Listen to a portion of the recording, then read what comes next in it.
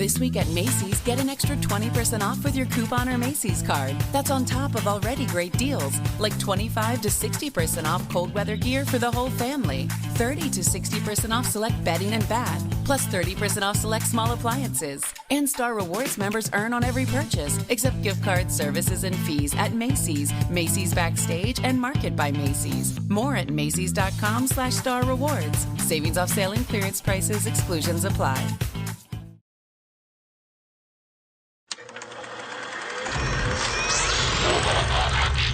Get to the game over, man. Game over. Johnny. You're gonna need a bigger boat. Why so serious? I am Iron Man. This is a tasty burger. Welcome to the InSession Film Podcast. Welcome to the new podcast presented by the female film critics of InSession Film. We are speaking, we love movies, we are women in session. I'm Kristin Battestella, also writing for I Think Therefore I Review. I have to remember what to do, think on what to do because it's 2023. And I thought, geez, have I forgotten how to podcast already? Shadan Larki is joining me for our first episode of 2023. Hello, Shadan. Amy Smith is staying up late from the UK. She's at Films with Amy. She's already deep in session film awards content, chasing the gold content. And Zita Short of the 300 Passions podcast is here. Erica Richards may be joining us. She's having technical difficulties. I was worried, would everything still, fire in 2023 with our technology? Our illustrious leader, JD Duran, is always gracious with our tech materials. And we are going to talk about our tops of 2022, our 2023 film resolutions, awards, a little bit of everything happening here tonight. That's fine. Because, I will be the first to say, my film resolution immediately. Amy Thomason, shout out. We have two Amy's, is not here. She said, I don't really have enough things to talk about for 2022. I looked back. I only saw two films from 2022. Maybe the numbers look cute, but I thought that's really kind of pathetic. So my resolution immediately, I'm going to be, if you hear little pages turning, little scratching, that's me making notes of what movies to watch because I am so far behind. Amy Smith, you've written a lot at InSession Film. So you had your top three of 2022. What was your number three pick? My number three pick is She Said, which is very surprising because it's the story of our Harvey Weinstein sort of being found out about all the stuff that went on. And when I heard about this project, I'm like, oh no, we're just going to cash in. This is going to be horrible. We're not actually going to do this justice. They just want a pat on the back. But the way it was handled was so well done. I honestly could not believe it. I walked out thinking, wow, good on these women for actually handling the story in that way. And that's the thing. It was a female director.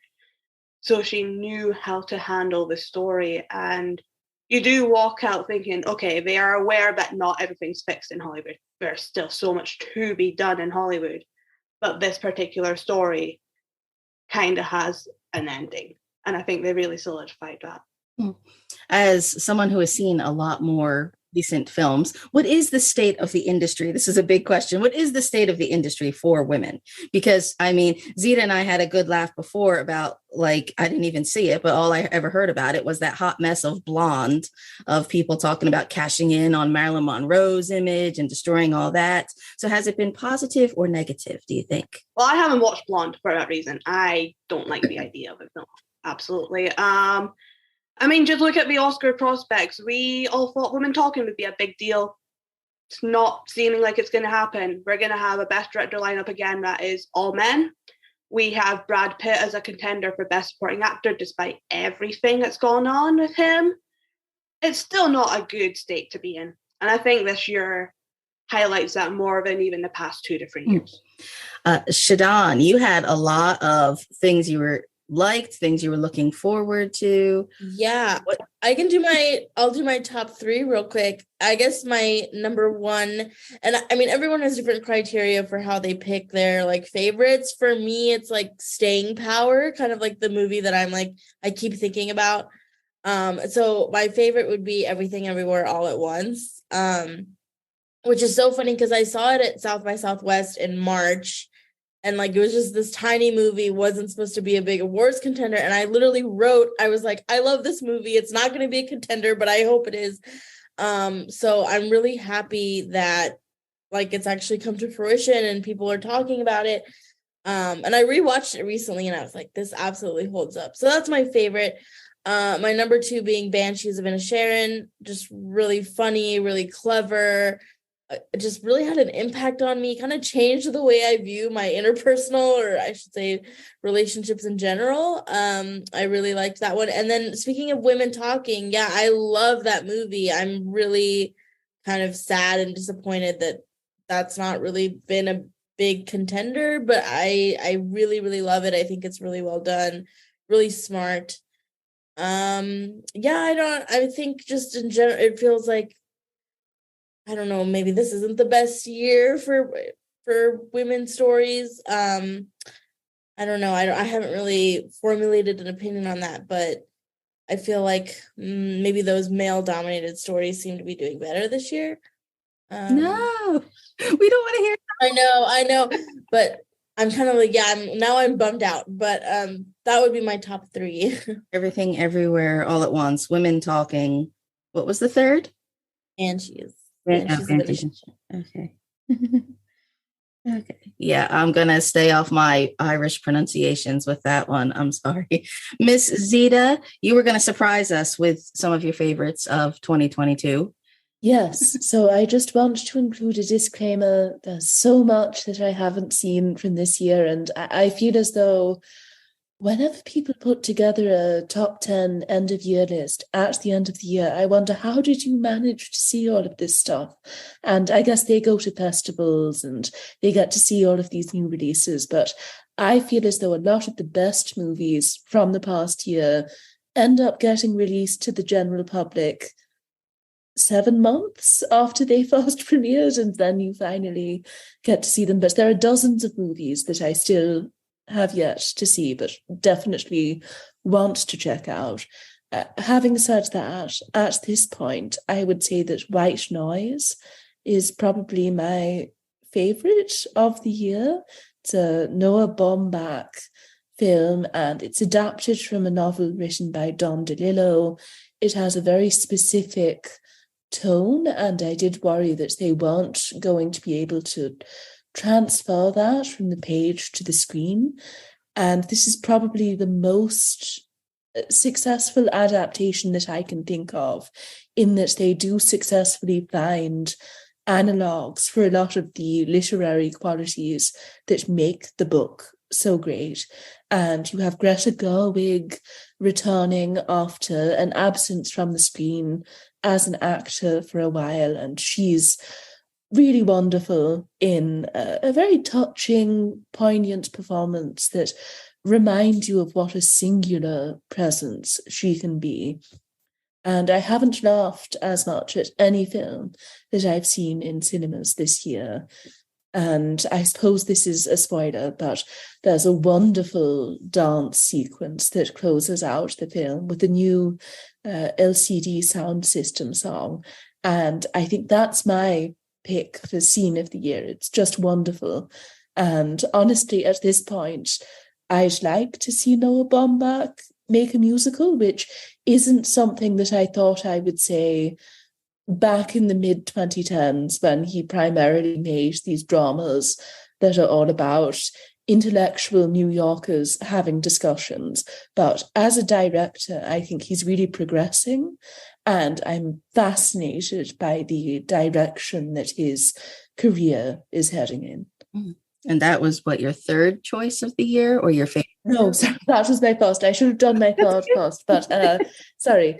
My second would be Corsage, the unconventional biopic about Empress Elizabeth of Austria. It includes a lot of anachronistic, slightly postmodern touches, but I do think that it's one of the best films I've ever seen about deconstructing the veneer that a public figure manages to put up in order to essentially protect themselves from the scrutiny of others. And I think it's traditionally very difficult to make a film about a person who is defined by their lack of substance or the lack of substance associated with their public persona. And this film succeeds in making this woman who strives to be a cipher fascinating, instead of her just being this blank void at the center of the film. Vicky Krieps, one of the best actresses working today, is just phenomenal in the leading role. And Marie Kreutzer manages to include a lot of distancing techniques that don't end up feeling like a distraction or a crutch that she leans on in order to avoid producing a traditional biopic. And so I was very impressed by the fact that this film manages to get around so many of those tropes and really get to the core of the thesis that it wants to present. And then in third place, you have EO, the wonderful art house film, partially based on Robert Bresson's O Hazard Balthazar. I apologize to our French listeners. I don't know how to pronounce it. But this is really a fantastic film that, for me, came as a big surprise in that it kind of restored my faith in modern cinema. I think so many of our concerns at the moment center around this idea that we are never going to be able to return to, say, the 60s, when art house cinema appeared to be thriving. And this movie feels so fresh and inventive while still being indebted to a lot of those classic art films. And I think it really shows us a way forward for this sort of cinema. I have no illusions about this becoming a massive box office hit or it garnering a big audience, but I do think that it's really exciting to see that a veteran like, oh God, I can't pronounce his name, but Mr. Skolomovsky, who has been in the game for decades, is still willing to try out new things and is still chipping away at all of these ideas that he's really been wrestling with throughout his career. So I was just really glad to see a film like this that is so unapologetically inaccessible in many ways, while still being far more entertaining and invigorating than I think people imagine a movie about a suffering donkey to be. Erica Richards at E-Rock Reviews. Have we overcome our technical difficulties? I'm here. I made it, friends. I'm so sorry. It has been a Monday, let me tell you. It has been a Monday. But I'm here. Thank you for being patient and understanding. It's been a day. It's been a day. The things women have to go through to get coordinated on a podcast, believe me. I'm so sorry. We've had 2 for Everything Everywhere All at Once that I must add it to my list now, apparently. Erica, have you seen it? What are your tops of 2022? I have seen it. I love that one. That would probably make my top 5, but it doesn't make my top 3. It's probably, I'm so bad at putting things in order. I would say if I had to put them in order, it'd probably be my number 4. And now I'm trying to think of what my number 5 would be. But I know my top 3. Are we doing all 3 at once? Yeah, may as well. Everything Everywhere All at Once. While we have you. Yeah, I know, right? Stand by. Okay, I guess if I had to put them in order, I'm like going pretty mainstream this year. I have been obsessed with The Menu. I think The Menu would be my number 1. My number 2 would be The Banshees of I always mess up I just looked it up too, so I wouldn't mess it up, but I knew I would. Shadan? Yes, that's it. And then this is one that I've been excited for a really long time, and I just finally saw the other night, is Babylon. I love Babylon. I thought it was fantastic. So those are my top 3, and then I'd probably say Everything Everywhere All at Once. But The Menu, did everyone love the menu? Amy Smith has written about the menu for In Session Film. Yes. Oh my gosh. It was just, I don't know about all of you, but I felt like I'd seen the previews for it like literally 1,000 times. And it was one that I was excited about. And then it was like, when it finally came out, I was like, oh yeah, we should probably go see this, right? And actually my boyfriend and I, we went Thanksgiving night after Thanksgiving, like with our families. We went that night and we left and we were like, that might be our favorite of the year so far at that point, right? I just thought it was like a really fun story. You went into it thinking you knew what it was, and then for me at least it turned out to not be what I thought it was, but I loved it. It's kind of like a fucked up Willy Wonka for adults. It felt like I don't know if anyone else has described it that way, but that's how I think of it. And I think it's one of those like Eat the Rich stories, which was also like Triangle of Sadness, which I also loved. That might be my number 5 of the year. And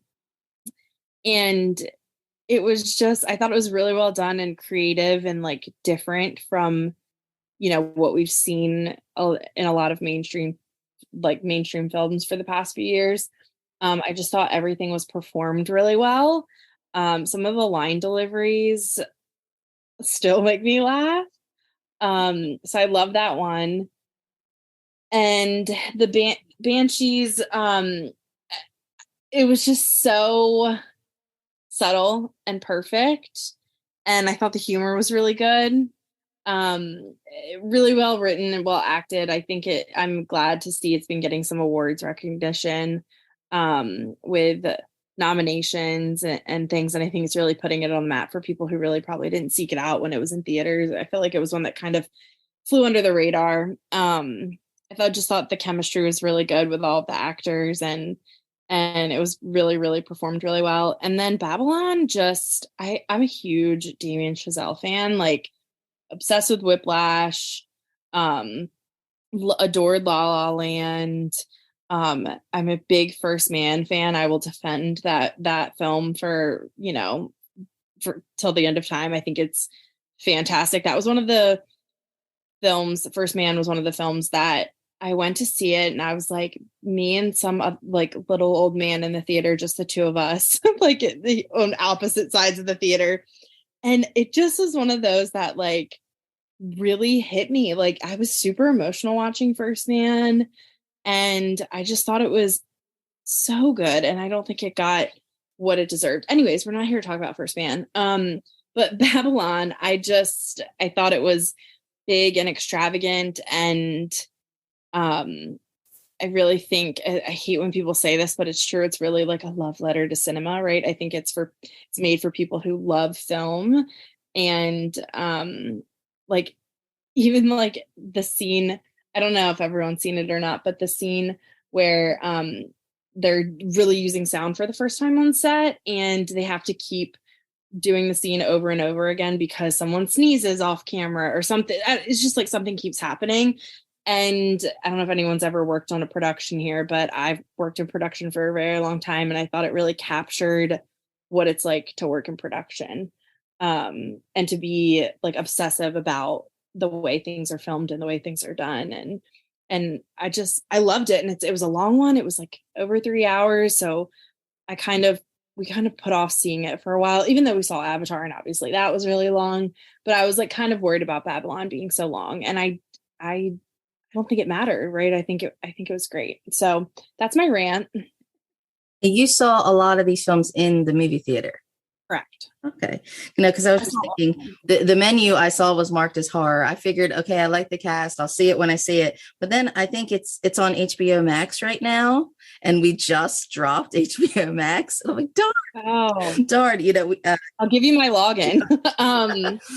I'll give you my login. It's funny. It was Cinemax was like on sale, like $2 or something. And I'm like, their catalog stinks. But then I saw some films that had been on HBO Max are on like the Cinemax live streams. So I'm like, where in the heck is Cinemax now in this Warner Discovery, like HBO Fallout stuff? Like there's just so much. We have Showtime on Prime, but yet the Paramount Plus keeps saying, oh, you can add on Showtime. And it's difficult to keep track of where to find some of these shows. Amy Smith, you had mentioned After Sun, which I have not heard of at all. Yeah, so that's my second favorite film of the year. It's independent film, first film by Charlotte Wells, a Scottish filmmaker, so I have to champion it, obviously. Premiered at Cannes, went to the Edinburgh Film Festival, and has been picking up some momentum for award season, which I absolutely adore. It's Paul Mescal, who is starting to really grow as an actor. He's already had 2 major casting announcements this year. Proud of him.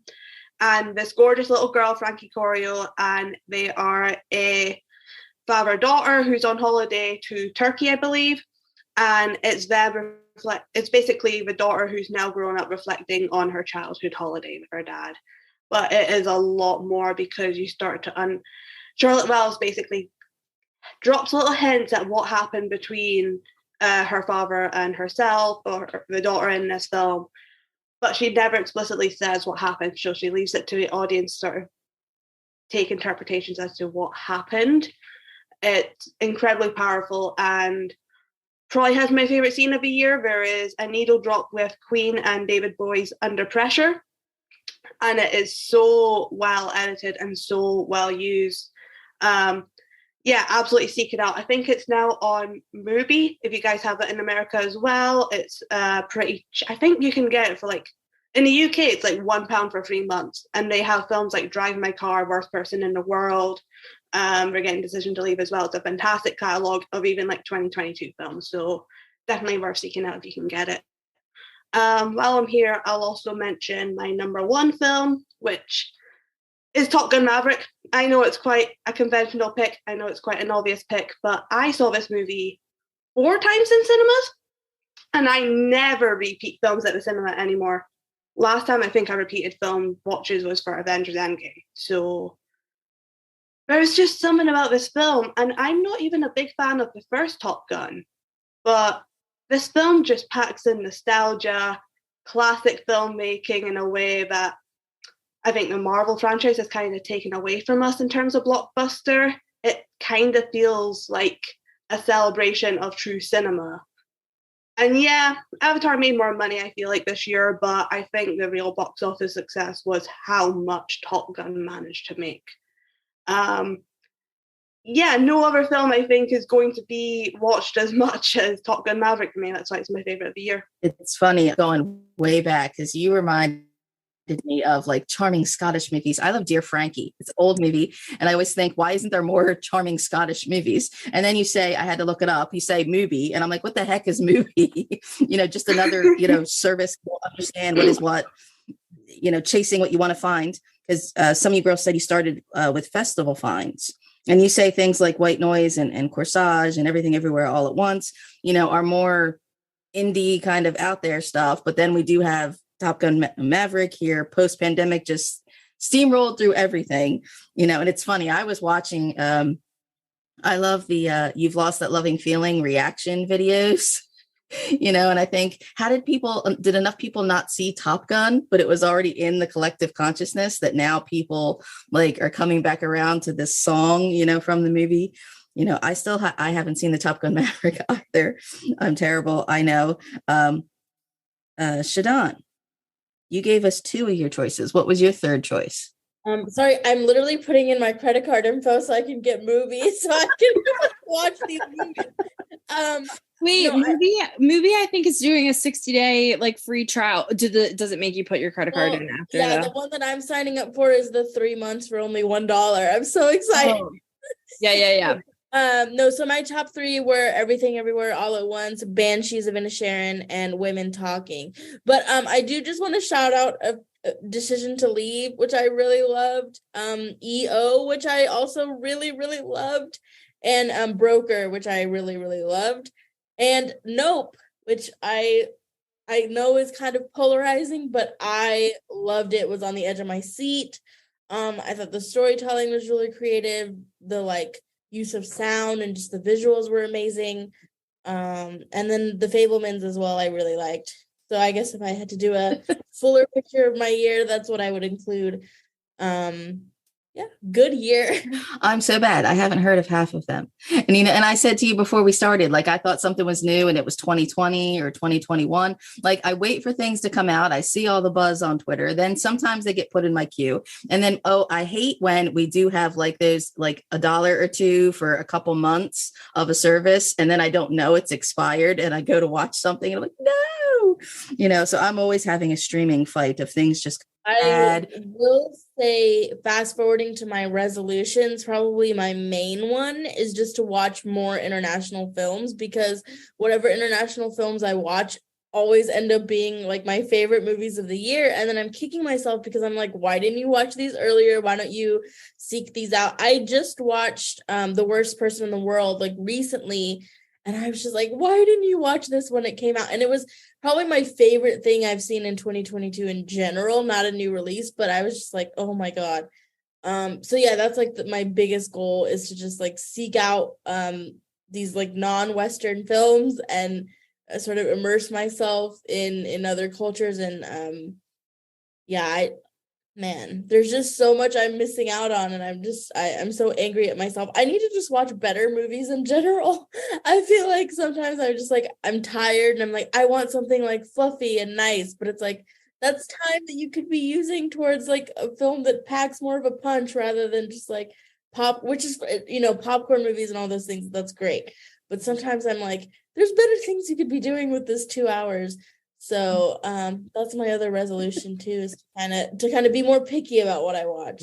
I go through phases where I think, I'm supposed to be watching this as a film critic, but then as a person, I just want to retreat into like comfort films that I just keep rewatching the same films that I love over and over. I go to my safe place with my safe movies. But now, Amy Smith, we have been talking about a lot of indie things, and then you pull out the big number one at the box office, and awards are kind of falling in the middle. Yeah, there seems to be a nice balance of both. So Top Gun, Avatar, both doing incredibly well, it seems like, but you're also getting Everything Everywhere All at Once is doing really, really well. After Sun looks like it may get a push from the British Bone Body, the BAFTAs, but you've still got your staples. You've also got Steven Spielberg, who's going to play a factor in this race. You've got Martin McDonagh, Banshees, that's doing really, really well. Biggest surprise is that Elvis continues to impress. It's making places that people didn't expect it to go, and it's climbing up. It's now probably top 5 for Best Picture.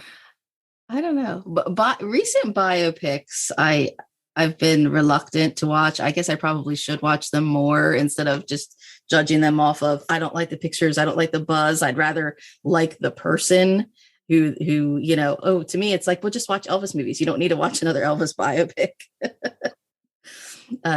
Zita, did you have more surprises on your list? I wouldn't necessarily call them. I know they just had a bunch of Australian awards that Elvis was apparently really hot down under or something. Okay, I can't say that it was a massive hit in New Zealand.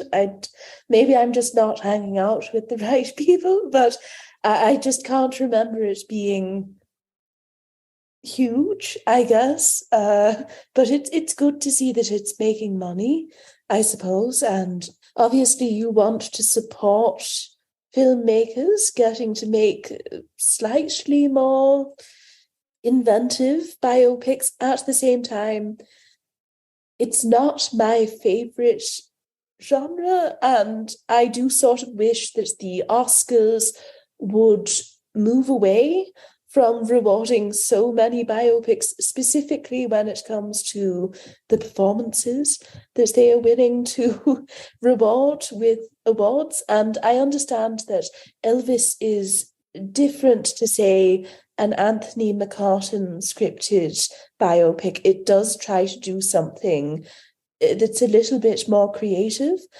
I just feel as though, especially looking back, there are all of these cases in which actors giving performances in movies that are frankly more interesting end up losing out to some actor who appeared in a biopic about a country singer that no one talks about anymore.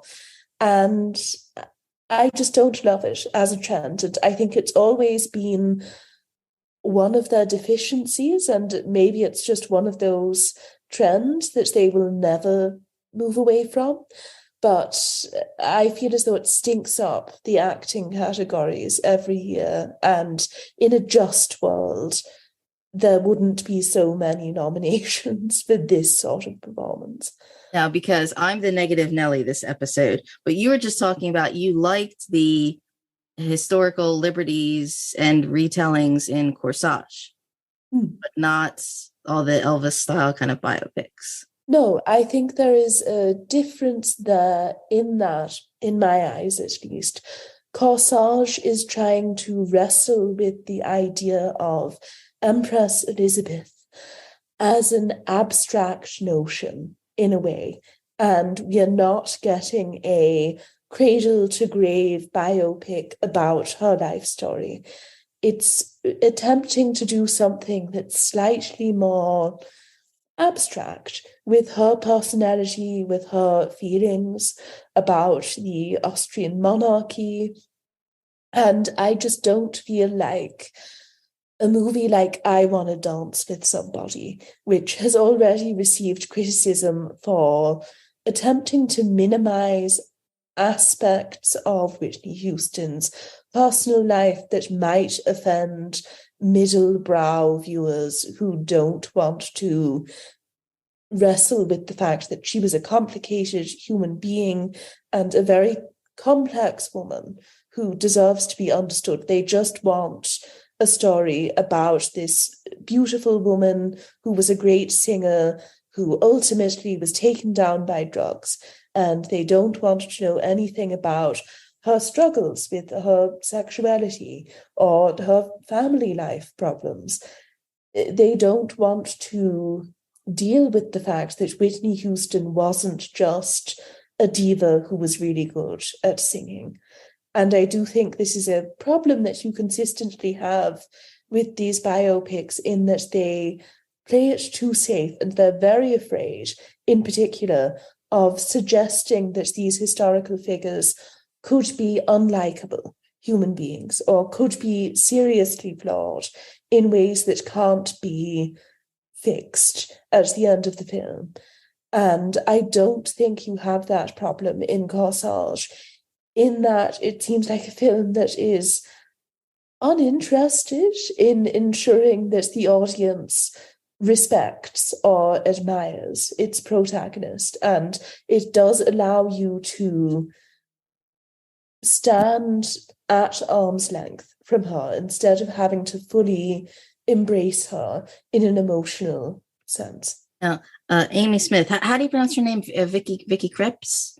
Creeps, I think. Creeps, because I saw her in the last Vermeer a couple years ago, and I was surprised to see her face again come up in here now as a lead actress, because I feel like it seems weird to say, I don't feel like she's America's kind of style. I don't expect Corsage to be big in America, but do you think it has awards chances, Amy? Unfortunately not.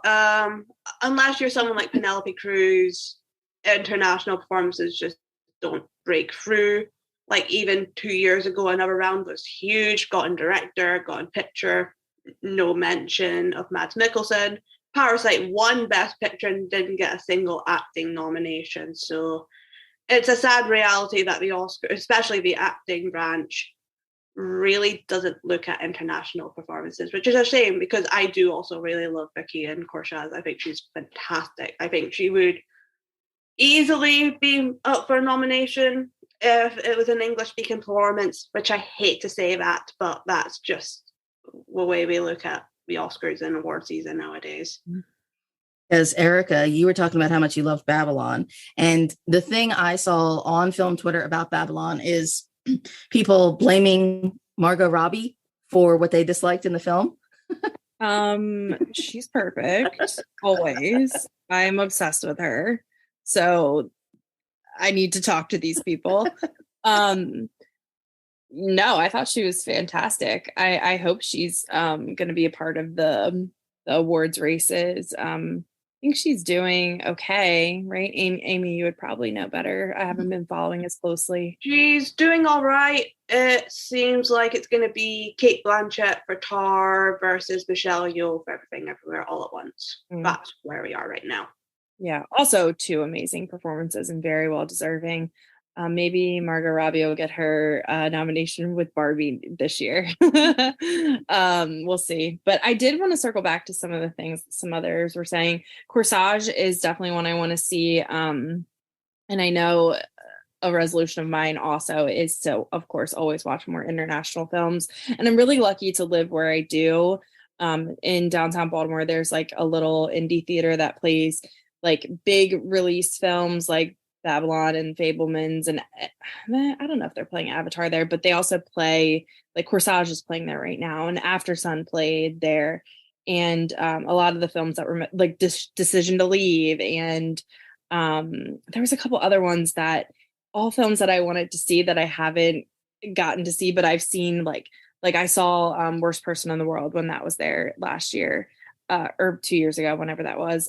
So one of my resolutions to jump ahead, because these were some of the films that we were talking about, is to, and I make it to those theaters, to this theater a lot to see these films, because it is the only place locally that I can get to see it. And I'm lucky that it's playing in a theater, but it's just hard to get there sometimes. Like they don't play as long in the theater. So that's my resolution, is to get there more often. These are also the theaters that I'm very lucky that replay old films. Like I'm going in a couple weeks to see Vertigo, which is like one of my favorites.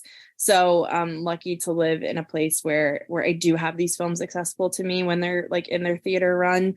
I know we were also talking about Women Talking, which still hasn't hit theaters where I'm at. So I'm really, really, really looking forward to that one.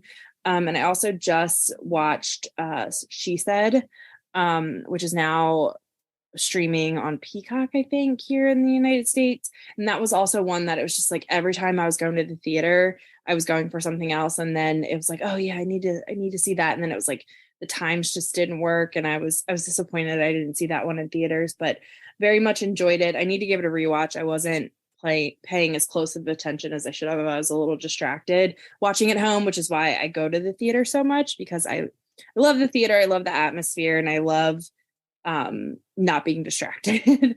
But hearing everyone talk about like some of the ones I listed off and the foreign films as well, that's one of my resolutions, to definitely get to the theaters to see the foreign films when I can, and the more indie type of films when I can too.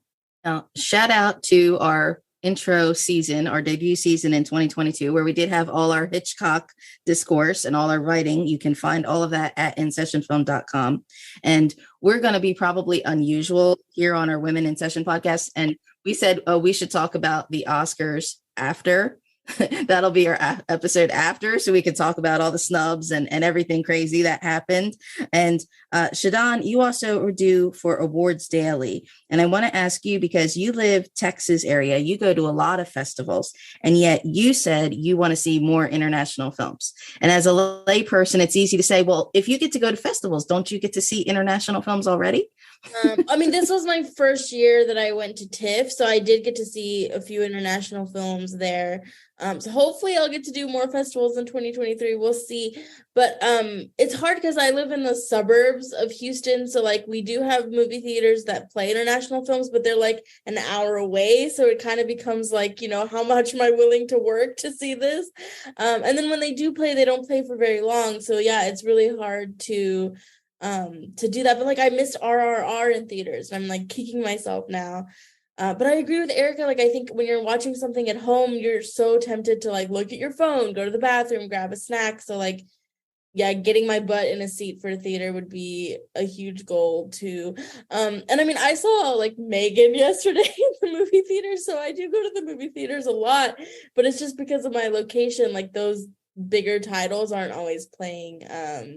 So yeah, get your SHIT together, Houston, and play me some more interesting titles. Okay, wait, I want to know what you thought of Megan, because I've heard good things. And I had a blast. Like I went with a friend who like doesn't like scary movies, but like we were just howling like with laughter, which because it was just so like campy and fun. So I loved it. That was money well spent. Highly recommend. Like if you're looking for like a cinematic experience, that's not what you're getting. But if you want like a fun, campy, there's musical numbers. It's just really good. I highly recommend. Musical numbers? Now I really have to see those. Yeah, you gotta see it. Yeah. Amy Smith, you also go to a lot of festival things. Is that where it's at? Is that where you can see these movies, festivals, the theaters? Or, you know, so many of these things now just get dumped on streaming networks. Yeah, but basically in October, my local little cinema that I worked at shut down permanently. So it became a city just full of chain cinemas. So if you wanted to see documentaries, international film, not happening. You'd have to travel several hours to your next independent cinema just to see that. So that's why I love doing these little festivals. I'm doing Sundance in 2 weeks' time because I know if I don't see these films now, I have no idea when the hell I'm going to see them. Also, international release dates suck. We haven't got Babylon yet. We haven't got The Fabelmans yet. We haven't got The Whale yet. We haven't got a lot of films that are even contending for Oscars. It's a sad state of affairs. So, yeah, streaming, festivals, that's how I access a lot of films now, or it's just a really long wait time for me.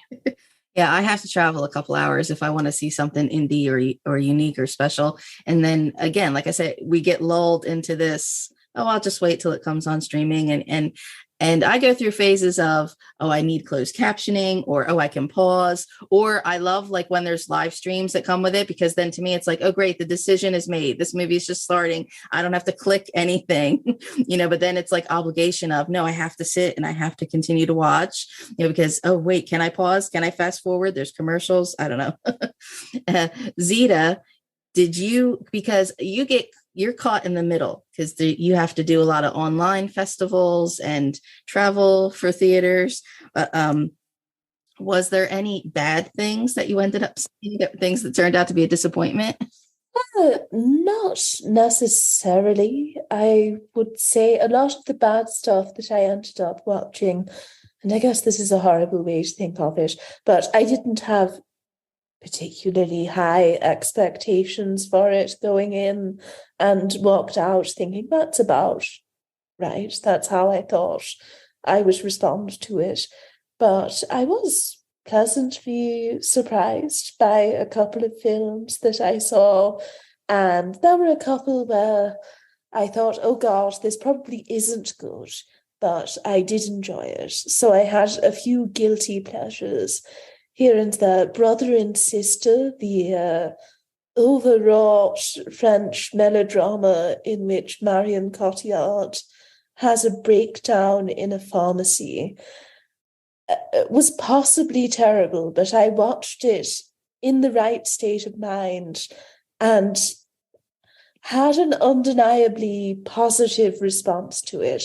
So I'm still a little bit conflicted over that, in that I question whether I'm allowed to like it in a way.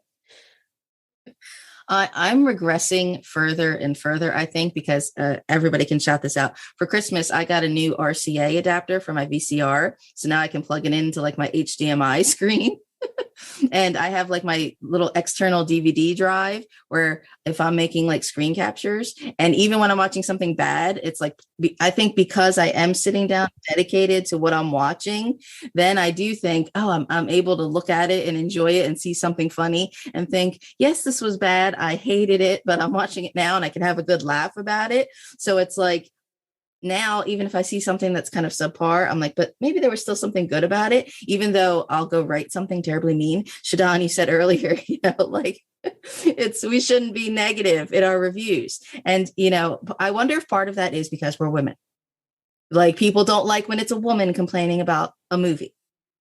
I think so. Yeah. I think in general, people will just be like, oh, well, it's like, you know, like counterproductive or negative to have like a worst of list. But as a movie consumer, like I like knowing what people don't like. I think that that's as productive sometimes, especially, you know, if it's somebody who I have similar taste. If they don't like something, then that kind of helps me no, especially because, as we've talked about before, there's so much content.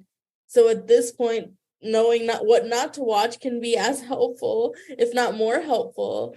If I had to pick like a most disappointing movie of the year, I'd probably pick The Whale, just because I don't think that it handled its subject matter very well. And it's a movie that I'm torn on because I love Brendan Fraser. Hong Chow is so good in that movie, but it just was manipulative in my opinion, and I really don't care for that movie. And if you guys want a really controversial opinion, I didn't particularly care for the Avatar sequel either. Like, I thought it was fine. It's not that I thought it was a bad movie, but story-wise, I just felt like, the story was compromised for the visuals yet again. So yeah. I'm not a fan of Avatar. I have no interest in the sequel at all. I'm sorry. Now, Shadan, also you weren't with us at the end of 2022 chatting. Did you have any kind of holiday movie traditions, or did you get any kind of Christmas type things or anything? Yeah, I don't think we do. Well, we were just kind of hanging out at home. Big season, right? That's usually when a lot of these things come out for their Oscar runs. We actually ended up watching with my family and I like a bunch of older movies. We watched like The Big Lebowski.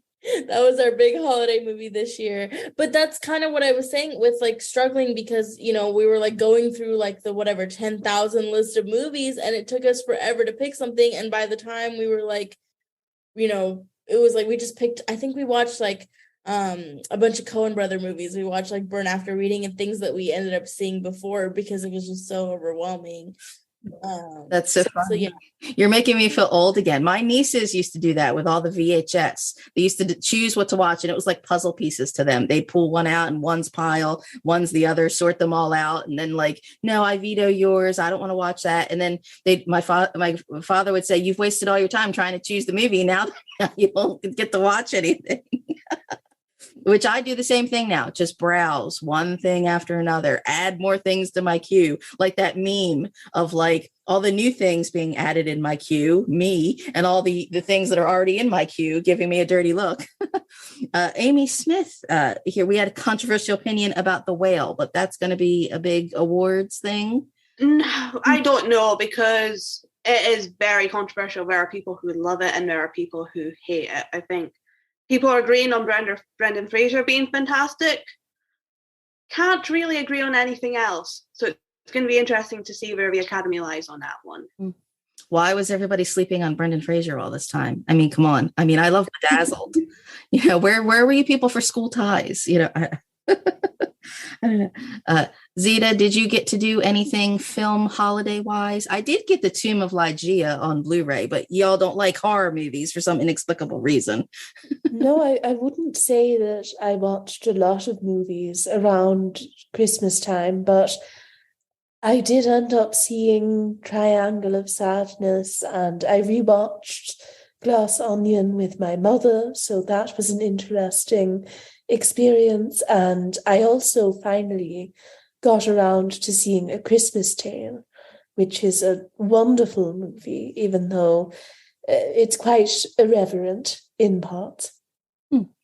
Now, briefly, Amy Smith, you also wrote about Glass Onion for InSession Film. Loved it? Loved it.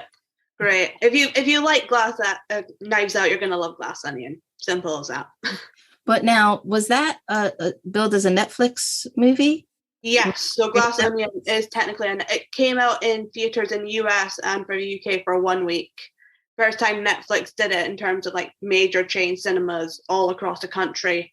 But yeah, it is a Netflix film. Because again, you come into which streaming services are chasing awards and things like that. And I even said that to my husband. I know it's true that there are catalog things on Netflix, but it is 95% Netflix original content. You go to Netflix and you literally think, is there anything on here but Netflix stuff? But still, at least you can use Netflix. The interface is not impossible to maneuver around.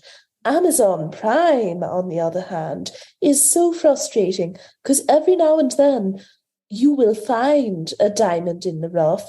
You will find a movie that you've been searching for ages on other streaming services. Using their search function is impossible. They have a couple of sections where they've grouped movies together by genre, but you can't look up an actor and find out what their filmography is. You can't look up a generic search term like Oscar winner. They have nothing. I do not understand why they haven't made more of an effort to make it easier to use their platform. They have the freebie. Often when you search, things are intermixed, or the rent and buy type things are intermixed. It's 2023, people. When are we going to get like proper interfaces? Like that was one of our things with the HBO Max. It was always such a pain, crashing and so difficult.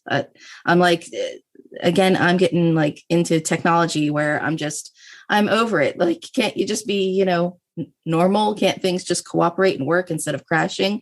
Erica, did you get other fancy film gifts for Christmas? What did I get for Christmas? Now I have to think. I don't think I got anything film. Oh wait, I got a film book that I had wanted to read. It was like about women in film. I think it's called Backwards and in High Heels. But nothing else really film related. But I did want to touch on Glass Onion. I also love that. That would actually probably make my top list of the year. I actually did see that in theaters here because it ran in theaters for a week. Like, honestly, I think it was before Thanksgiving. So that was weird because I saw that. I felt like I saw that so long ago.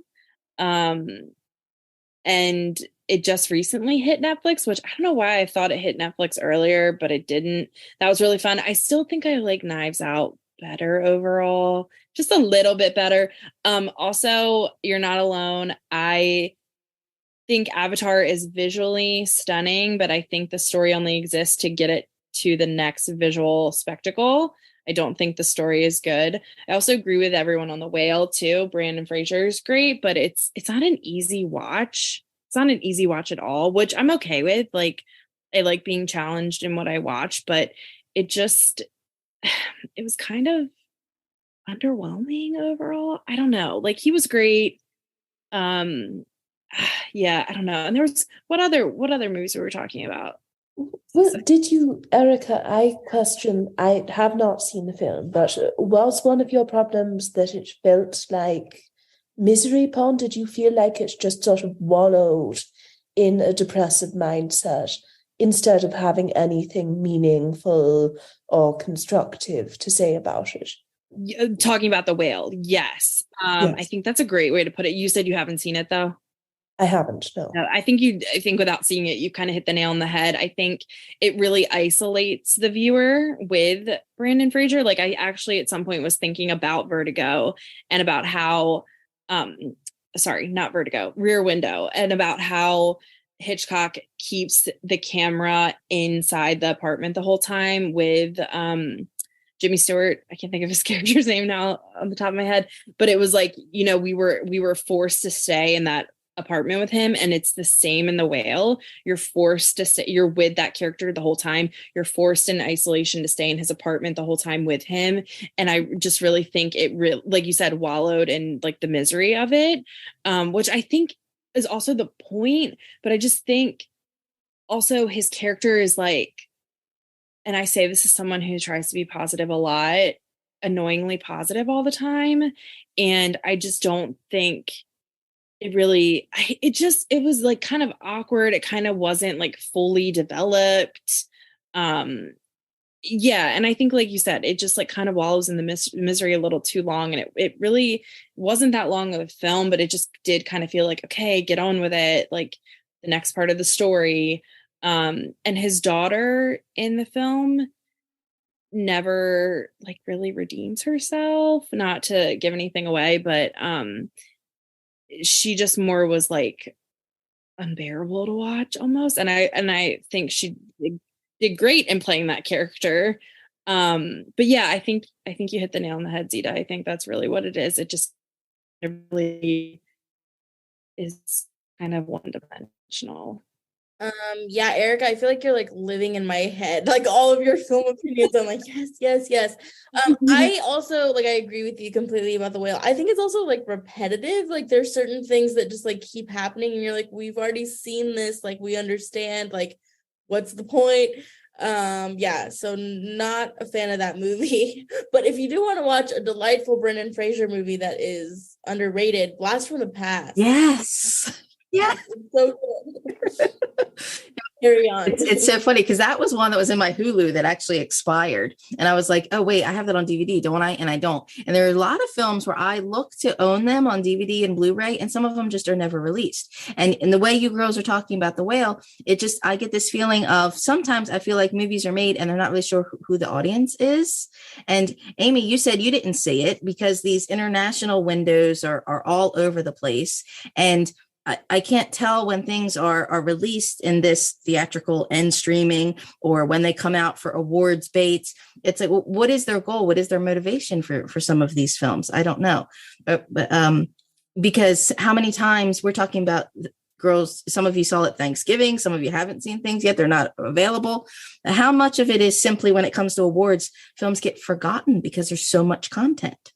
I think in the UK, they delay a lot of films because then they can say, oh, Oscar nominated, and that's part of the marketing. I think that's why we're not getting The Fabelmans. I think that's why we're not getting The Whale. I don't know why we're expecting it to be a big awards film. It's not going to be a big awards film, I don't think.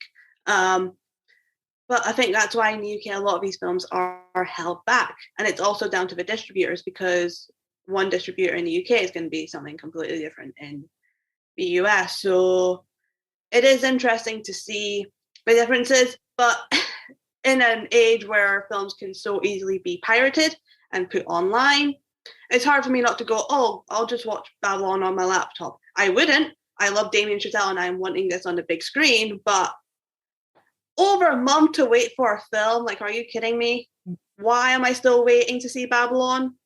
There are so many things, the way it comes full circle, where it's things that I would go to theater never come out in the theater here, the things that I'm waiting that have never been released on physical media, and that frightens me, because now we've got this AMC all group networks is now also doing the same, following this crazy HBO model where filming things but then dumping them and not releasing things that have already been produced. And it's like you have all these things that are just falling through the cracks. So I feel like it's a shame, because I don't feel like the audience is the focus. I mean, we know it's an industry, we know it's a business, but I feel like maybe that does come from having a literary background, where it's like your audience is fickle. You have to pay attention to your audience's needs. So all these business technicalities that aren't getting things out to viewers,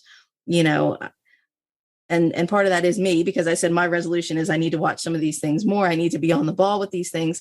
But then it's also unfair to have to chase certain things. Zita, I know you have this problem all the time. Yes, and I think this has been a common refrain from film critics throughout history, but commercial mainstream cinema at the moment is really the pits. And it's just so difficult when I look at non-art house cinemas to find movies that I'm willing to shell out $25. Plus, if I want to get a drink, and I probably do, then it costs astronomically more. It's just frustrating. And I know that everyone is saying this at the moment, but I do wish that we had more mid-budget films that aren't about superheroes or magical blue people from another land, or horror movies about smiling teenagers.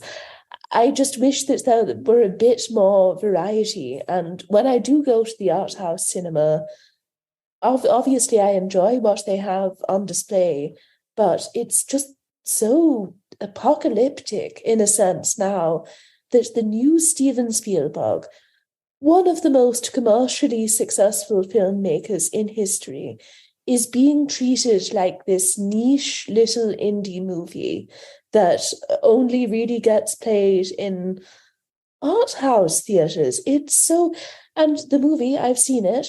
This should be a straight down the middle crowd pleaser that you can go to with your family. If this came out in the 80s, which was not the best period in history for cinema, it would have made a lot of money.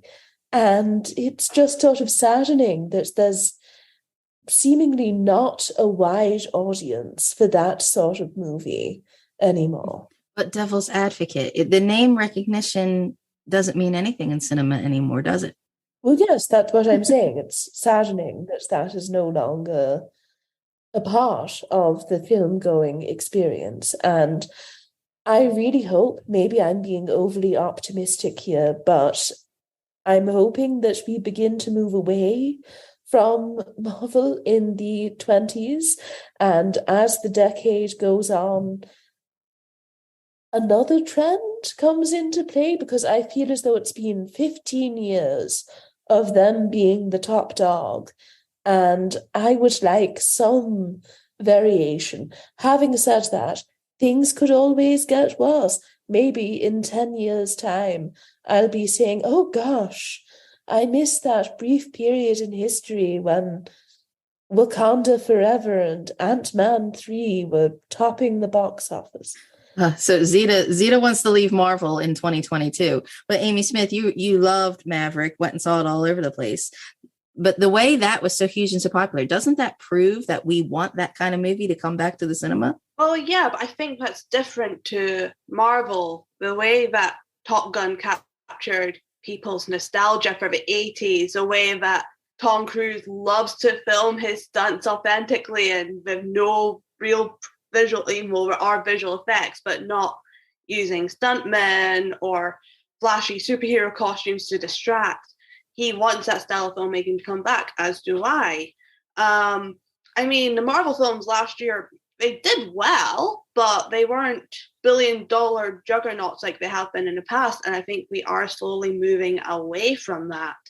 And the idea that you need to actually have an interesting concept and good marketing to push your film forward, not just brand name recognition. So the horror genre is proving it in particular. I just hope other genres can follow suit.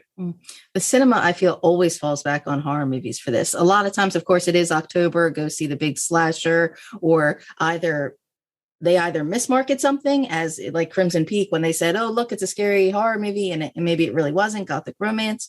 But the way cinema falls back on, yes, everybody has to go see the water cooler kind of horror movie. But how much of that, this non-billion-dollar box office kind of changes, is that viewer fatigue? Was that the pandemic? What do you think? It was definitely oversaturation. They had a year off because of the pandemic, and then suddenly we're getting 5-6 films, 5 TV shows that you also need to catch up with just to stay up with the films, which they originally said was not the case. But if you tried to see Doctor Strange without seeing WandaVision, you would be completely lost. Mm-hmm. Also, the fact that these films don't feel like we're leading to anything nearly as big as Endgame. We had Endgame, we had the big ending, and then they expect us to expect like something bigger is going to happen. And they've not really pieced together. Also, I think audiences are getting antsy as to, are you guys actually going to do anything with these characters, or is it just falling apart because you had no plan after Endgame? Now, Shadan, you're the big Disney fan, correct? I don't know if I would say big. I enjoy them, sure. No, because I saw 2 movies in 2022, and one was Turning Red, which I thought was an adorable little movie, Pixar. And again, I was not released in cinemas; it was only direct to Disney Plus. That one, because I feel like the Pixar films have been better. I feel like Soul was one of the great things that kind of came out of the pandemic, and it was only direct to Disney Plus. So where is the state of animation kind of taking over? Because I feel bad. Here was Little Turning Red, a wonderful, charming little movie I thought was adorable, but I guess Avatar is not animated really, but it looks like it may as well be. You know, the way a lot of these little films get forgotten, and it seems weird to say a Disney Pixar was a little film that's going to get forgotten. Yeah, I'm not the biggest animated connoisseur, so if somebody has an opinion, jump in. But I feel like maybe we're moving into more like interesting animated films, just because I think after like Spider-Verse, I feel like people are trying new things, because you had Marcel the Shell that did really well this year. Puss in Boots is kind of weird and different. The sequel, Last Wish, and then one of the big movies next year is going to be the Spider-Verse sequel. So I feel like people are maybe trying new things, and maybe that's pushing people away from like the traditional Pixar. But I'm really excited. One of my titles that I wrote down for my like 2023 wish list is Elemental. I think that looks really cute. So yeah, we shall see. But yeah, I'm excited to see kind of, I don't want to say indie, but like these animated filmmakers that are sort of pushing the boundaries and doing new things. I think that's really cool. Mm-hmm. International and indie films, I feel like always get lost in the aftermath. And I wonder if that's why I said to you, like, I saw things that I thought were new and they were 2020, 2021, but then sometimes it even takes a couple years for a film to actually get out to the mainstream. And I'm again, one of these old fuddy-duddies who I still have a Netflix DVD queue, which there are some things that's the only way I can get something. And then there are other things that are just in the save list that never become available, even through that sort of bottom barrel trying to find something. Amy Smith, did you have other things you were looking forward to into 2023 as well? Definitely excited for Barbie. I think that's going to be a fun time at cinema. My most anticipated is Dune Part 2, because the first Dune was my favorite film of last year. So got to be excited about that one. Those are probably the main two that I'm looking at. I'm so excited for this film coming next month called Cocaine Bear. It looks like it's going to be an absolutely wild ride, and I am here for it. Those are the three that I'll stick with for now. Is Barbie another one of these that is supposed to be really nostalgic? Because the things I've seen from it, the way it looks like doll, play. And I think, do kids today still play with dolls like that? I don't think so. I feel like it's a pure like 80s, 90s, like neon kind of thing. I would say so. The trailer for it ripped off from 2001 A Space Odyssey, which I found to be hilarious. So I think it is probably going to play into that. Margot Robbie, I think, is just perfect casting. So I can't wait to see what she does with it. Erica, you're nodding your head. I can see us now, technology cooperating. Yes, I'm super excited for Barbie as well. I think it looks great. I also thought the trailer was genius. And I love Greta Gerwig. Like, I think all of her films I've loved. Whether she's acted or directed, I'm a huge fan of her. And like I said earlier, I think Margot Robbie can do no wrong. She's perfect. And I also agree, perfect casting. I don't know about anyone else, but in the preview, when you see her and she has that like little curly hair on top kind of thing, like a older, like maybe 50s kind of look, I was like, man, I would have loved to see her as Lucille Ball in like Being the Ricardos. I think she would have been really interesting to see in that role. But anyways, I'll just go ahead and say I'm also looking forward to Oppenheimer, however you say it. Next year, I think this year, I think that's going to be really great. And I'm also looking forward to Dune. I think that was also a top one of mine last year. And my other film resolution is to finish seeing all of the Best Picture winners. I'm probably like halfway through seeing all of them. For the past like 15, 20 years, I have all those, but going back and seeing all of the Best Picture winners. And every year for the past like 5 years, I've seen all the nominees, because the theaters, do the Best Picture showcase and they show all of them. And just because of seeing all of them throughout the year, even.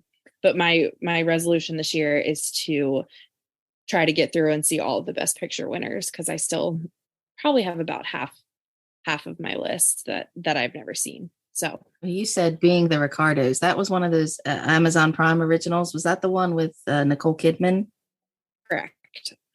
The casting just seemed totally weird. And that's another thing I found, there's a bar of like category of Amazon originals that I feel like have no promotion whatsoever. And I think, where did this come from? How did this get here? Didn't this deserve? I've seen a couple, they've had like some horror movies, and I thought, oh, I really enjoyed this. And how did it receive? Nothing, no marketing, no campaigns, who knows? Yeah. Nicole Kidman actually surprised me. She was better than I thought she was going to be. But I am a huge Lucille Ball fan. I grew up my whole life watching I Love Lucy because it was my mom's favorite. And so that was also like, I felt really protective of like who was going to play Lucille Ball. And when Nicole Kidman was named, I was like, this is just weird. But she actually didn't do terrible. Like, it wasn't terrible. But I don't know, just seeing Margot Robbie with that hairstyle, I was like, oh, she kind of looks like Lucille Ball here. So I think I would like them to redo it and see Margot Robbie in that role. And yeah, it was still, I mean, it's worth a watch. If you grew up watching I Love Lucy, I think it's definitely worth a watch. Also on Amazon Prime, if I'm remembering correctly, is Lucy and Desi, which is the documentary that was done by, I think Amy Poehler directed it, if I remember correctly. And that was really well done and a really great documentary, and they're good companion piece to each other. Because it's such a catch-22. It's this grab for still choose the best person who's available for the part, or go with just the name because that's what's going to be hot. I don't know. And I got confused. There's also, we have Showtime now. There's like a George and Tammy, Jessica Chastain. I guess is it Tammy Wynette? And I'm like, yeah, that's a series. Yeah. And I thought, but wait a minute, didn't she just win an Oscar for playing Tammy Faye Baker? And I thought, I'm so confused. And I kind of thought that, how did that work out? I mean, I guess she couldn't control, when the releases kind of came out, but I thought, wait, it has just played two people, both named Tammy, and you could tell awards kind of bait. I don't know. Zita, you don't like the biopics anyway. What are you looking forward to in 2023? Well, there's a lot coming out that we can be excited about, and you have so many prolific filmmakers coming out with new films. Someone like Steven Soderbergh making even more movies. He seems to come out with 2 or 3 projects every year, but generally he doesn't fail to knock my socks off. So I'm excited about that. And also just seeing a lot of the festival releases from this year finally getting put into art house cinemas. I'll be able to see the new Mia Hansen Love at some point, and I've been waiting for months for that, and Tar, of course. So all of that is thrilling. I think March might be the best month for cinema because I get to catch up with everything. That's funny. I actually just saw like the Razzie long list had come out, and I'm like, how did all the people who do like the Razzie nomination stuff already have seen all these movies that everybody else hasn't even seen yet? Amy Smith, is it going to be a good award season? I hope so. Usually there's like 1 or 2 films in Best Picture that I flat out hate. Doesn't seem like that's going to be the case this year, so I'm pretty happy. It's also a lot of original storytelling. You're getting Everything Everywhere All at Once. You're getting Steven Spielberg telling his life story. Tar is Tar seems like a biopic, but it's about a person that doesn't exist. So it's better than most biopics already. Just a lot of original storytelling, which I'm glad is coming to the forefront this year.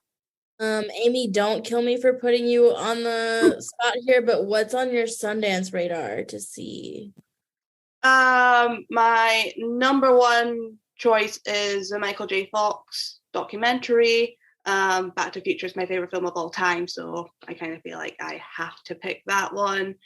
I'm trying to think. I'm going into Sundance pretty blind this year because last year I discovered that all the films I was anticipating didn't land with me, and all the films that surprised me were my favorites. So this year I'm like, I don't want to know much. I'm just going to pick these films almost quite randomly and see what I end up with. Although I am so mad that the John Carney film is not coming online because Sing Street is one of my favorite films of all time, and I need his new film in my life right now. Because you also did some Golden Globes predictions already at InSessionFilm.com, and hot mess. I mean, I feel like I don't know, are they trying to create controversy to try and create buzz now? Is that the new thing? I mean, this year it was a little more normal than they usually are. I'm still mad about the Brad Pitt nomination. Let's not talk about that. I don't know. There's still a chance for him to cause drama. I could totally see them giving Best Actress to Ana de Armas for Blonde. I don't want to be on the internet if that happens. Let's just say that. I feel like a terrible film critic because I'm not up with the times, and I've tweeted this before. I could not pick Ana de Armas out of a police lineup. I really could not. I have no idea. Like, and even though she did all those pandemic pap strolls with what's his goofy Ben Affleck, who's now back on with J-Lo, it's like I see these things, and I remember this was the pandemic, and she was in Bond, and they were doing a movie, and I'm like, okay, this is. Wait. Does this mean you haven't seen Knives Out? No. That's what I mean. It's like some of these women seem so interchangeable to me. Like I did not know she was in that movie. And I'm like, I feel like this, who the woman's dating and who they are and how pretty they are, all of a sudden becomes part of like the campaign or the promo for the movie.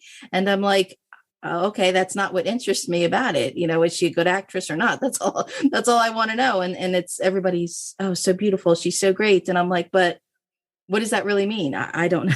I have no idea. But I can't judge, because the other movie I saw for 2022, I'm going to do it. I told Zita that I have to have a Guy Pearce reference down every episode. I saw Memory, which is this really, I don't know that it's bad, but it's like Liam Neeson makes like so many of these like Taken knockoff movies. And I saw it just got nominated for all this Razzie stuff. And I'm like, okay, it's so true. Absolutely true. But then they nominated Guy Pearce for a Razzie. And I'm like, are you kidding me? That's so unfair. Like, hello, all the other awards he should have won, and he's getting nominated for being bad. I'm like, no. So it's like, I don't know, this media perception that comes with all these award campaigns and all these for your consideration. Like some people who go out and do these pap strolls and everything get like so beloved. And then there are people who want to go blatantly like, for your consideration, I'm going to go for the awards, and they get hated for over campaigning.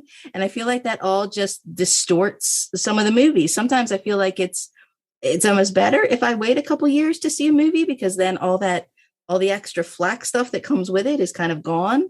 I don't know. Zita, you're laughing at me. No, I'm not defending her performance in Blonde. I'm not a fan of it. I don't really understand why it's picking up awards traction, but I was relatively indifferent to her until, and I was sort of surprised by this, in No Time to Die, she's legitimately great. And I do not like James Bond movies. I don't respond to that formula. But I think that was one of the few successful attempts to present a love interest who also conforms to the feminist perception of what an on-screen love interest should look like. And she's fun. I think she has movie star charisma. She's funny. She's clearly very capable and self-reliant. And 90% of the time, James Bond movies are just terrible when it comes to their efforts to say, no, we're definitely not problematic, and we totally get why women have problems with these movies. And you just get this tin-eared dialogue where Judi Dench will have to dress down one of the James Bonds for being sexist, and then the rest of the movie is just sex.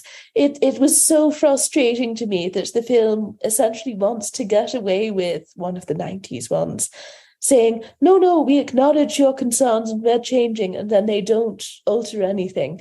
And I just remember seeing that performance was vaguely encouraging, in that I thought, oh, they've sort of figured it out. They're starting to understand how to craft entertaining female characters in these movies that aren't just there because they have boobs. I love James Bond movies, but it's so funny. We come back to Monica Bellucci. That was one of my biggest problems with Memory. She's supposed to be the villain of the movie, and it's like you don't really get to spend any time with her. And there's so much more kind of commentary you can make through this character. I mean, she's like this villain, big conglomerate person, and she's protecting like this nasty son. And I thought, okay, this is provocative stuff, and the movie just doesn't go anywhere with it. And she was in, oh gosh, she wasn't in Skyfall. She was in a Bond movie where it was such a big deal that, oh, she's an older woman who's still sexy, vibrant, classy Bond woman. And I'm like, well, of course, because she's Monica Bellucci. Erica, you were laughing too at some of my opinions. What was your final thoughts on 2022? Should we just, throw it all up and start over again? I think it was a good year. I think I agree with what Amy was saying earlier. I think Top Gun really brought movies back, as cheesy as that is to say. I think especially in the United States, I mean, it ran in theaters here for so long. It's one of those that really kind of blew me away. I went into it with low expectations, excited to see it, but low expectations. I'd seen the original one twice before, maybe. But it was just such a fun theater experience for me. And I really do think that's what kind of brought movies back this year. And then I thought it was a really good, just rest of the year since then. Super excited for the Oscars. I always love the Oscar season. And I'm excited for 2023. I think there's a lot of good stuff that's coming out. I'm excited for South by Southwest. I'm going to that.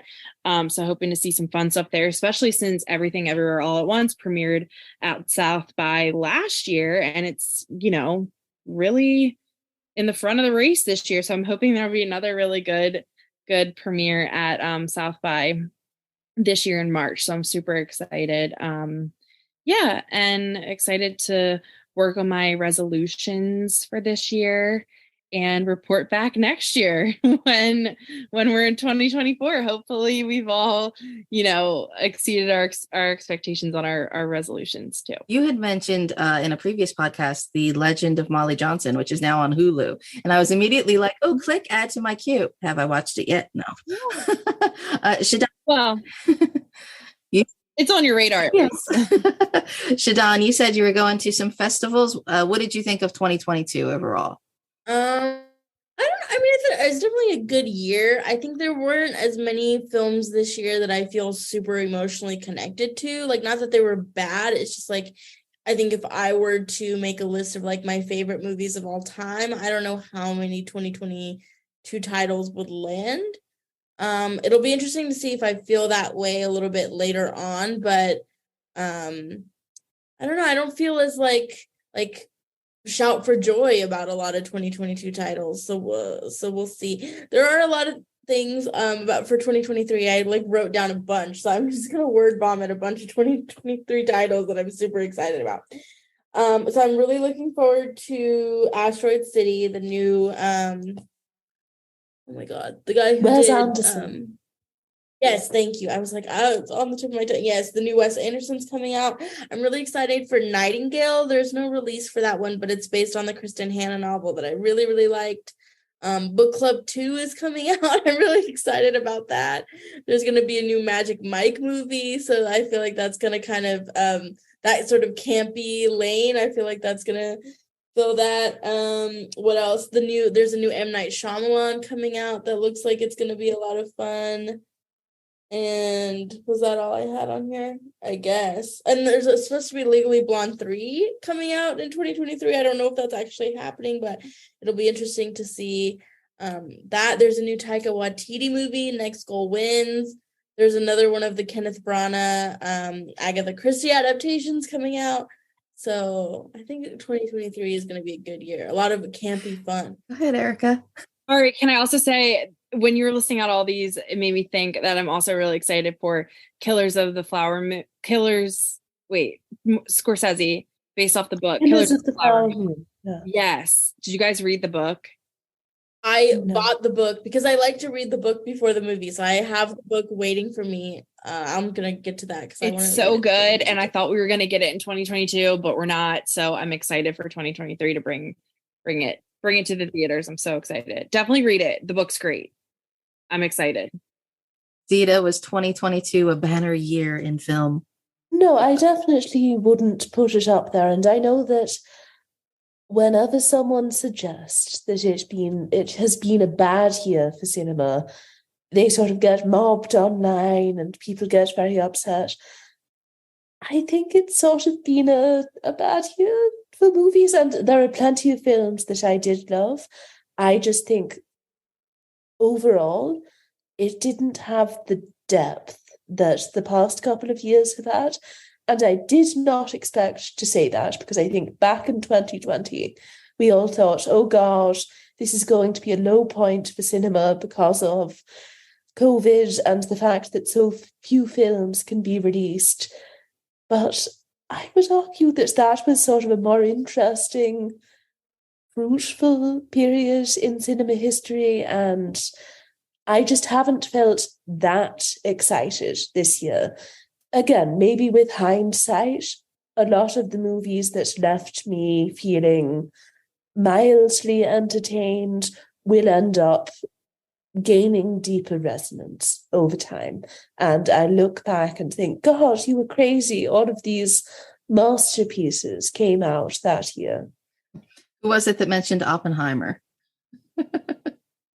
Oh, right. Yes. No, because I was just having a funny that, Christopher Nolan was just like, I don't care what people think. I'm just going to keep rolling on with my movies. So all the people that probably hated with all that Tenet fallout in the pandemic, no, we have to release it in theaters. Oh, the sound issues, whatever. Everybody's going to forget about that because everybody's so excited for Oppenheimer. So I guess maybe that's all we can do is keep making more stuff, keep watching more stuff. I don't know. I do want to get out everybody's handles here. Shadan, you're at Shadan Larki on Twitter, and Erica, you're at E-Rock Reviews. Zita, you're at the 300 Passions podcast. What are you talking about there? I'm at Zita_short that's on Twitter, if you want my personal account. Yes. Okay. And then, on the podcast, at the moment, I'm talking about Goodbye, Mr. Chips, which is a 1930s period drama that fetishizes British culture. So lots of fun to be had. Yeah. I'm Kristin Battestella at Therefore Review. I'm not even sure if I said myself, because I'm the one who's been writing all the negative things on my blog. And you can read what we've written at InSessionFilm.com or follow at InSessionFilm, because Amy Smith, you're at Films with Amy. You're doing the Chasing the Gold with the content already. And is some of that also on the Patreon as well? I'm not entirely sure. I'm mainly going to be focusing award stuff soon on Next Best Picture, but I will be continuing to provide reviews and being on this podcast as well for InSession Film. Yeah, there's been a few of the YouTube videos also already of some of the podcast predictions and things like that. So what was your final thoughts for 2022, Amy? I think it was a good year, but I think you had to hunt it out to find the real gems. Aside from Top Gun Maverick, I feel like a lot of the cinema releases were quite disappointing, whether it was in animation, stuff like Lightyear, whether it was in Marvel films. If you hunted out some of the documentaries, some of the festival films, some of the international films, there was a lot of good to be found, but unfortunately, people didn't go out to the cinema to see them. And you also did a review at InSession Film for My Policeman, which I think is kind of a negative review. Well, I'm actually more positive on it than most people were. I gave it a good review, but I know a lot of people don't like that one. Harry Styles. That was, again, another thing. Don't worry, darling. I feel like I have no interest in the movie. It was all over the place. I'm like, was part of the campaign you showing all that it was a behind the scenes hot mess? I'm like, is that the way we have to go now? Just get all this hot mess shoved in our face in order for us to get to watching a movie? I don't know. It was fun though. I'll be honest. Did not love the movie. The movie was a real disappointment. I did not mind all of the behind the scenes drama, in part because I feel as though ultimately it didn't have consequences.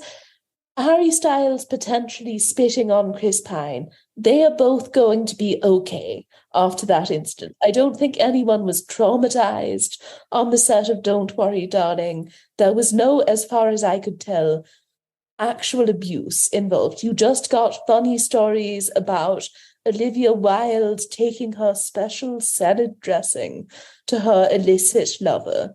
And I thought it was funny and light and entertaining. Just wish that they had made a better movie with all of that money and that level of publicity. I guess maybe that's part of the problem too. Everybody says film critics are so heavy-handed and we're so critical and we're not relative to what an audience is saying. But sometimes, like, it seems like the movies, the industries, the celebrities just take themselves too darn seriously. Like, we're all here just to entertain each other, right, and have a good time. Shadan, your resolution was to watch more international films? Yes. I have 3. International films, better films, and older films, because I realized that a lot of the movies that I watch are new releases. So if I can like dip into the 80s or 70s or even further back, I would be, I know you can see me. Are you looking at my gray hair? 80s are old. I do. I just mean like older than what's coming out right now. I think that that's one of the problems with like this so much content, and like is you're like, oh, I want to watch the latest thing, and then there's like such a good. And I mean, I do remember the Blockbuster era, and the good thing about Blockbuster was you could go find the older movies much easier, and now everything is buried. So if I can sort of look past the shiny new objects, I think that I would be very proud of myself. If I a lot of stuff just isn't available. That's why I hooked up my VCR again. So I thought, you know what? Something that's not streaming that I don't have on DVD that I do have on VHS. Boom. Maybe there'll be some jumpy tracking, adjust your tracking changes, but that's okay. Erica, what was your resolution for 2023? Also more international films, and also going back and finishing the Oscar Best Picture winners that I haven't seen. Zita, did you say your resolutions for 2023 in film? Oh, my resolution is to watch more animated movies, because I was looking through and I realized that I've hardly seen any of them, which is a real source of embarrassment. And I'm not even talking about the art movies, the handmade Japanese examples of the genre that are really boundary pushing or anything. I'm talking about mainstream animated films. So hopefully I can start to get into that more seriously. Amy Smith, what were your resolutions for 2023? My main one is to actually use the streaming platforms I pay for. Like, I mainly stick to Disney Plus and Netflix just because their interfaces are so easy. They say clearly, this is the content we have, go grab it. But like, I have Amazon Prime, I have Mubi, I had a 3-month subscription to Apple TV. Don't know if I ever watched anything on it, and it's such a waste, especially if I see the money coming out of my account. It's like, why am I paying £7 a month if I'm not using it? So it's to actually seek out content, or just say to myself, get rid of it. Yeah, we dropped our Apple, we dropped our HBO, dropped Eggcorn. I think we still have BritBox. You know, there's so many things that it's like, I want to keep. You feel like a sense of, oh, if I still have it and it's still in the queue, it's still there, it's still okay. But then everything ends up disappearing. And I end up watching a lot of the free services instead. Something like Tubi, I end up watching more. So my resolution, of course, I said I need to watch more recent films, because yes, I guess that's a good way to bookend the year. Turning Red was good. Memory was bad. But, Amy, I highly recommend Severance on Apple TV. I've been hearing. Yeah.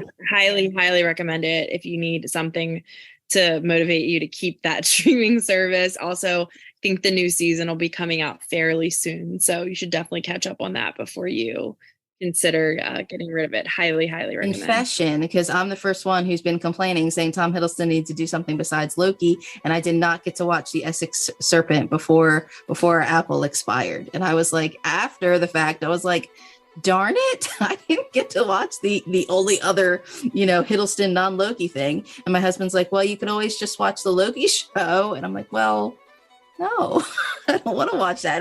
And I said to him, I'm like, wait, so where does that fit in the pantheon? I'm like, I didn't watch Falcon and the Winter Soldier. Do I have to watch that first? I'm like, I'm so confused. I don't know where to start, where to jump in those. But I have a list of a lot of film recommendations here to follow, to actually put in my queue, to actually press play. So ladies, thank you for being here. This is kind of fun. Is this the first time we've had 5?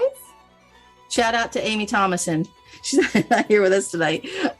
Ladies, thank you for being here. You can follow our podcast. We are still going in 2023. You can follow the big Chasing the Gold, all the wonderful awards material at InSession Film on Twitter.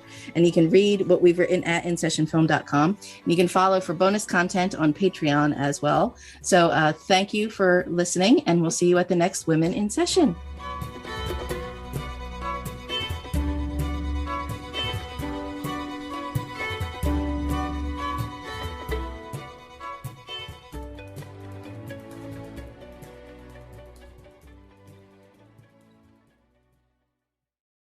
This week at Macy's, get an extra 20% off with your coupon or Macy's card. That's on top of already great deals, like 25 to 60% off cold weather gear for the whole family, 30 to 60% off select bedding and bath, plus 30% off select small appliances. And Star Rewards members earn on every purchase, except gift cards, services, and fees at Macy's, Macy's Backstage, and Market by Macy's. More at Macys.com/Star Rewards. Savings off sale and clearance prices, exclusions apply.